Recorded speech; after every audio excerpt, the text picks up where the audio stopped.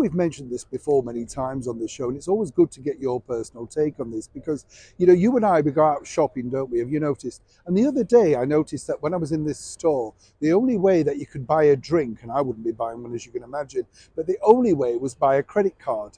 I looked around and they used to have a cafe in that particular store, but now it's a self-service machine, and the average age of the customers definitely in their 50s and higher. Certainly many people do not feel comfortable using credit cards, as you can imagine. I mean, you know, you are frightened of being scammed, your PIN number being seen, or indeed your account cleared out. But over here in the United Kingdom, many major banks are simply pressing ahead with what they want to do. They don't care about you or I. They're simply pushing ahead with closures and forcing you literally out of banks and out of using cash. But there's a slow fight back from one particular company, and as ever, I wanted to share this with you. Hi, good morning. How are you? Nice to see you today. And as ever, thank you so much for joining me. Bit of sun there. Can you see it? Not bad. What's interesting about this particular story, when you think about it, is this. It is all about giving the customer exactly what they want, you know? If you do give the public what they want, then they will come to you, stick with you, and hopefully enjoy your product. Over here recently, we've had a campaign on the television all about this particular building society stroke bank nationwide. They've said that if you transfer over to them, they have no plans to close any of their banks, possibly opening even more, and more importantly as a lure, giving you a cashback.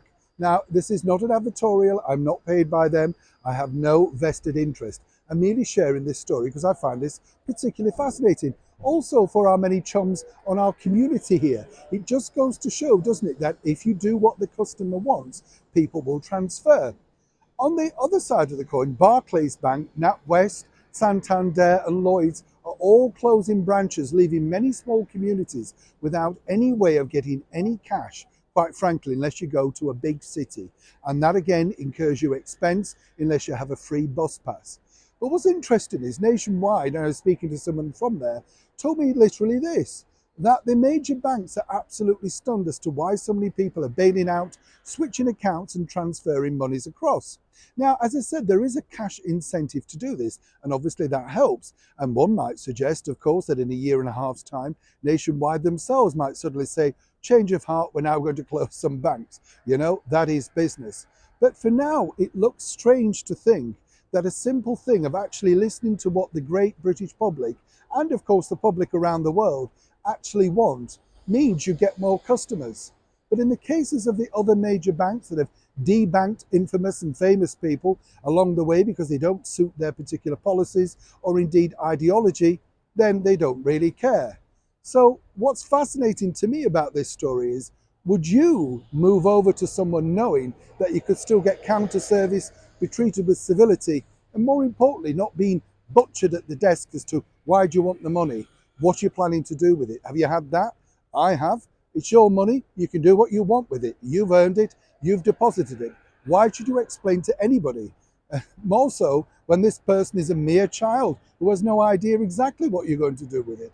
But a lot of people, as I say, are now simply transferring over to people that are giving them service, not just in banks, but in supermarkets too.